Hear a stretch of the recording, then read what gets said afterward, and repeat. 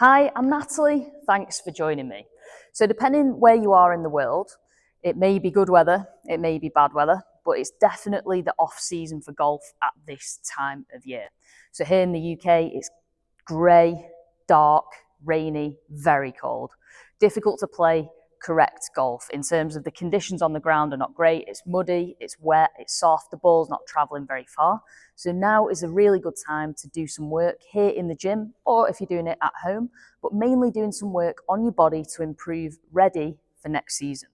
So this video contains 3 exercises that you can work on now through this off-season winter period to help you improve your mobility, your strength, and help you feel overall better in terms of your physicality. So getting you to feel stronger and more mobile, so when we get back to that golf season, you're in a better shape in order to improve and hopefully get your handicap down. This first exercise is designed to help you create upper body mobility and rotation whilst keeping the lower body stable, which is exactly what we need to do in the golf swing. So down at 90-90 here, just using a pad for my knee, I'm going to use the foam roller. If you haven't got a foam roller, just do this exercise without it. But ideally, the roller will go between the inside of your thigh and the wall here. So this is going to maintain my 90-90 position. If I use my hips with this and I don't rotate from the upper body, the roller will drop. So keeping this tight in position here, hands are going to come out in front of me, and then all I'm going to do is rotate this outside arm. So my arm and my upper body will rotate away, and I'm going to look towards my hand going behind me. And I'm going to meet in the middle and create that same rotation and movement. Plane going overhead if you can hear it. Back to the start here. So while I create this rotation through the ribs, my shoulder, my upper body, my lower body is working hard to keep the foam roller in position. So my lower body is remaining stable and strong to help me turn as far as I possibly can. As I said earlier, if I start this rotation, I use my hips or I move my knee, then the roller will drop. So we're looking for that stability point from the lower body, which enables the upper body to rotate further and of better quality. Think about the legs staying stable in the golf swing while you rotate over the top. If you're flimsy with the lower body, the rotation becomes much harder and you're likely to turn less. I'd be aiming for about 12 to 15 on each side with this exercise. Exercise number 2, this is designed to create glute strength and extend the hip. So hip extension and glute strength typically work together, and that's the point through the golf swing where we're coming in and out of impact.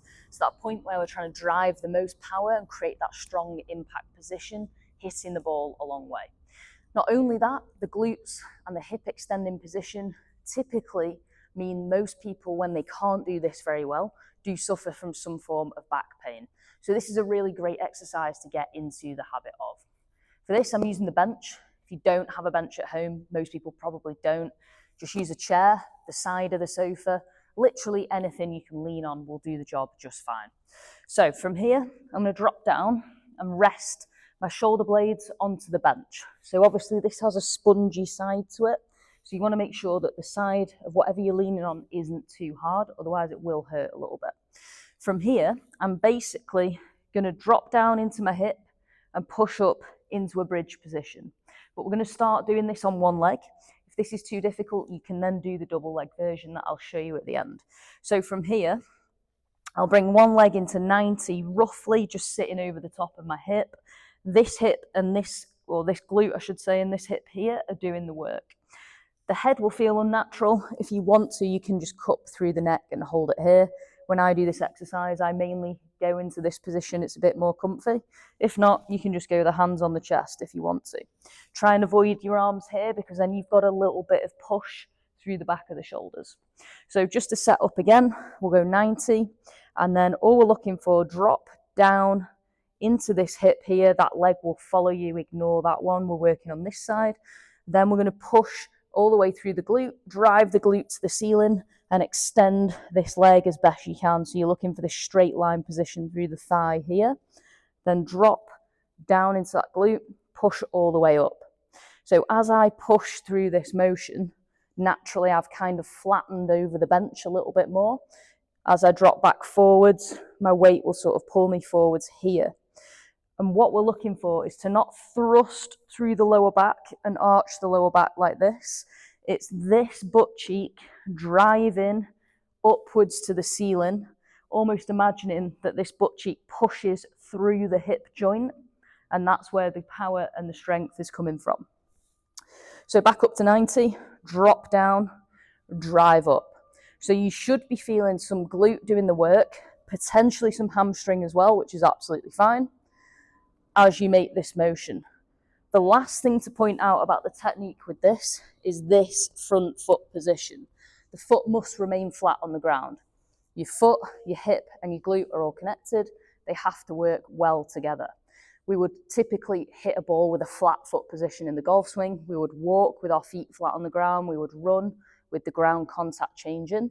So what we don't want is this heel coming off or the toes coming up. So when you're in this position, we don't want to be pushing like this. See a lot of people who go into this position. If you're on the toes, you're only really going to feel your quads and your calf,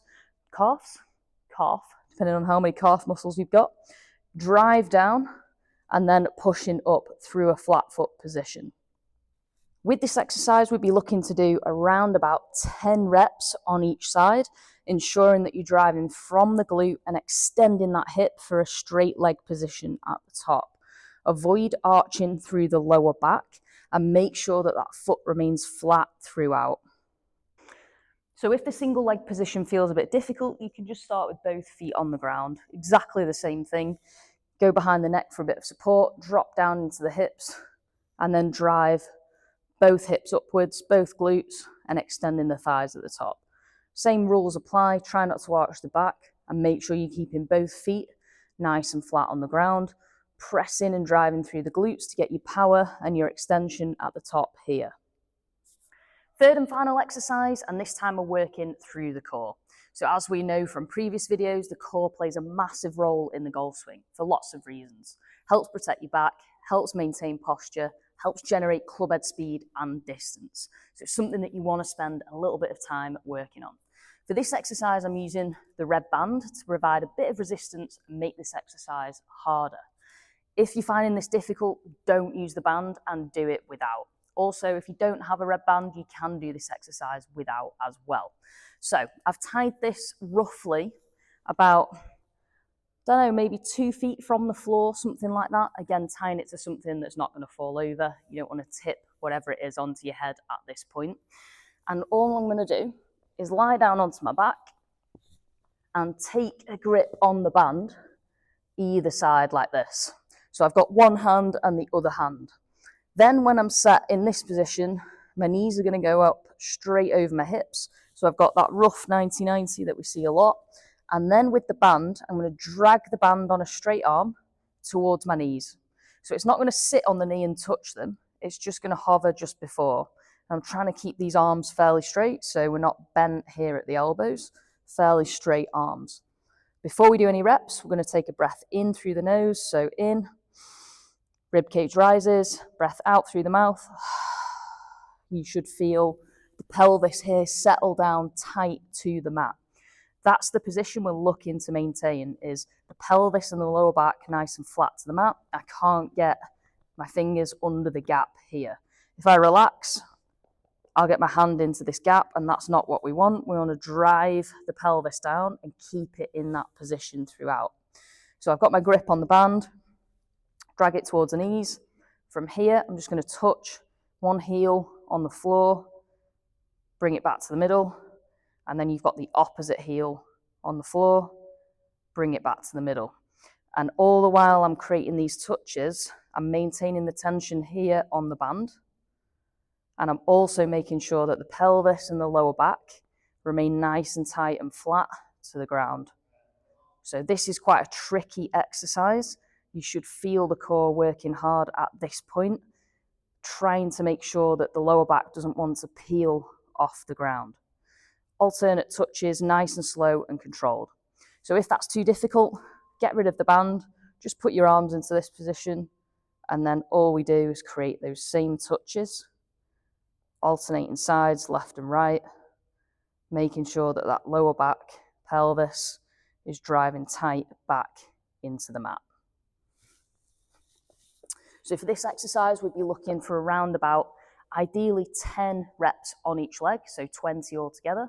Again, if it's a struggle, work your way up. So if you can only do 5, 5 becomes 6, 6 becomes 7, build your way up until you feel like you can get 10 on each side.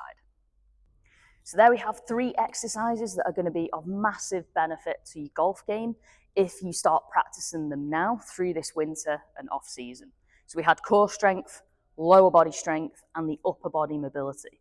3 areas that are vital to try and get good at for a successful golf swing. Give these exercises a try, follow the reps that I've prescribed here, and see how you're getting on over the course of the winter. If you can, aiming to do these 2 to 3 times a week would be optimum, but something is always better than nothing. So even if you get once a week done, that is a great start.